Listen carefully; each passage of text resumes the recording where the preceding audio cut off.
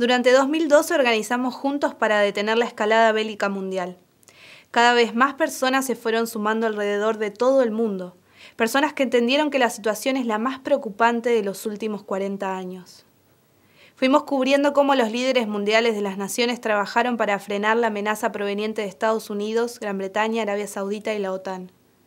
Nos encontramos en un periodo de definiciones. Sería poco inteligente bajar la guardia ahora, después de que vimos cómo quedó Libia luego de la intervención extranjera y cómo se desestabilizó sistemáticamente el sudeste asiático en todo este último año. Vimos también un proceso acelerado de la inflación, el desplome de los mecanismos del sistema financiero internacional basado en el lavado del dinero del narcotráfico. Si nos estás mirando y si estás siguiendo esta movilización internacional a través de laluchista.com, queremos invitarte a que este fin de año pienses y reflexiones más que nunca. Te invitamos a utilizar tu tiempo de estas fiestas para descubrir cómo dar la batalla por librarnos del principio oligárquico en todas sus expresiones, culturales, políticas, económicas y sociales, y comprometerte con el desarrollo creativo de la mente humana. Los únicos que podemos ganar esa batalla somos los hombres y mujeres libres. Las respuestas no se inventaron todavía. Hay que inventarlas aplicando nuestra razón para encontrar una nueva visión para la humanidad. Lo que quiero decir es que la única guerra que vale la pena librar es la guerra contra la oligarquía, contra el impulso imperial de aplastar la creatividad humana a través de luchas sin sentido que solo dejan muertes innecesarias y dolorosas. Ninguna otra guerra que no sea la guerra contra el principio oligárquico se debe librar hoy. Y esta es una guerra que no involucra armas o ejércitos, sino la inteligencia y la mente del hombre. La realidad es que esta es la batalla que la humanidad viene librando con su historia misma, y no depende de grandes figuras políticas solamente, sino que depende del hombre, y lo que puede crear para darle a su especie una salida del dominio imperial que la oligarquía siempre está tratando de crear. La pelea de la humanidad por librarse del principio oligárquico nace con la historia de la humanidad misma. De allí la importancia de entender la historia como un proceso. La cualidad distintiva de la naturaleza humana es el progreso tecnológico y cultural, que se puede decir que es la aplicación de una nueva forma de realizar actividades, lo que le da poder al hombre para expandirse y mejorar su calidad de vida como especie. En contraste a este principio del progreso humano, nos enfrentamos al principio oligárquico que se representa en el retraso y la muerte humana prematura e innecesaria. Las guerras son la mayor expresión del accionar del imperialismo oligárquico, ya que son la forma más terrible y cruel, más utilizada para frenar el principio del progreso humano de dirigirnos hacia mayores densidades de flujo energético. La oligarquía buscó constantemente frenar el impulso de progreso humano con guerras, aplastando directamente a las culturas que hicieron un progreso para toda la humanidad.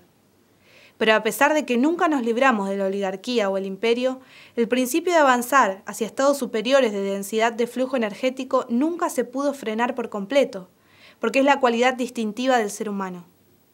Hoy, aunque esa fuerza sigue viva más que nunca, con los descubrimientos en la ciencia espacial y nuclear, los descubrimientos físicos, nuevamente nos encontramos al borde del desencadenamiento de una guerra global. El peligro de la guerra global de hoy es que el uso de armas termonucleares podría acabar con la especie humana. A principios del siglo XIX, siguiendo el ejemplo de la Primera República Estados Unidos, se libraron las batallas por la independencia, que liberaron a América de su estatus de colonia. A mediados del siglo XIX, se consolidó el sistema republicano con la economía al servicio del Estado Nacional, con la victoria del presidente Lincoln ante la Confederación de la Oligarquía Esclavista Británica, victoria que representó una gran fuente de inspiración para los pueblos que buscaban la libertad. Lincoln hizo posible la expansión sin precedentes del potencial industrial de Estados Unidos. La implementación exitosa del desarrollo de infraestructura, industria y progreso científico-tecnológico con barreras proteccionistas fue emulada por estadistas en todo el mundo. El canciller alemán Otto von Bismarck adoptó este sistema bajo su política de unificar Alemania y transformó a su país en la potencia industrial más poderosa de Europa. La misma inspiración se puede encontrar en el estadista ruso conde Sergei Witte, quien fue el impulsor del ferrocarril transcontinental a través de Eurasia y el ferrocarril transiberiano. Al mismo tiempo, Japón salía también de las opresiones del imperialismo a través de la restauración Meiji y se embarcó en lo que más tarde se convertiría el poder industrial de Asia. Patriotas como Witte de Rusia y Bismarck de Alemania trabajaron por una unión de las naciones europeas soberanas, principalmente entre Rusia, Alemania y Francia, dirigida al desarrollo económico continental, en lugar de fomentar los antiguos conflictos que habían mantenido a Europa retrasada en guerras durante años. Ambos estadistas procuraron las mejores relaciones con Estados Unidos, con el cual tenían intercambio comercial, cultural y educativo, tratando de replicar los muchos avances tecnológicos que había aplicado esta nación a la industria y el Estado bajo Lincoln. La intriga política de la oligarquía se movió para que se destituyera primero a Bismarck en 1890, lográndose deshacer también del movimiento patriótico francés junto a su representante, el diplomático Hanotaux, en 1897. Luego William McKinley, presidente de Estados Unidos e impulsor de la visión política de Lincoln, fue asesinado en 1901 por las redes de la oligarquía, porque había declarado que Estados Unidos no entraría en una guerra en Europa. Y por último se logró la destitución del conde ruso Sergei Witte en 1907, año en el que Rusia y Gran Bretaña firmaron la Convención Anglo-Rusa, que dividía a Persia entre los dos imperios. En 1893, aproximadamente 3 años después de que la facción de líderes anti-oligarquía fuera prácticamente borrada del mapa, el príncipe heredero de Gran Bretaña hizo un acuerdo con el Mikado de Japón para lanzar una guerra contra China. Además pusieron a Japón en camino a la guerra contra Rusia.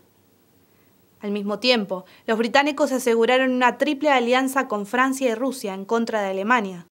Pero sobre todo, lo que lograron fue comprometer a los 3 nuevos aliados, Francia, Rusia e Inglaterra, a apoyarse uno a otro en cualquier conflicto que pudiera surgir. En este punto es importante notar que aunque el proceso de guerra mundial ya había comenzado, nadie estaba pensando que se trataba de una guerra mundial. El escenario geopolítico para desatar una gran guerra se fue gestando durante varios años, hasta llegar al punto donde solo hacía falta un detonante para dar comienzo al conflicto. La guerra comenzó en los Balcanes. Jugaron la carta a Serbia y utilizaron el rompimiento del Imperio Otomano como la ocasión para desencadenar el conflicto inicial. Se utilizó una operación terrorista denominada Joven Turquía para lanzar la guerra de los Balcanes. Esta guerra estaba dirigida a que las alianzas que se habían hecho el periodo anterior tomaran efecto, sumergiendo al mundo en lo que se volvió la Primera Guerra Mundial.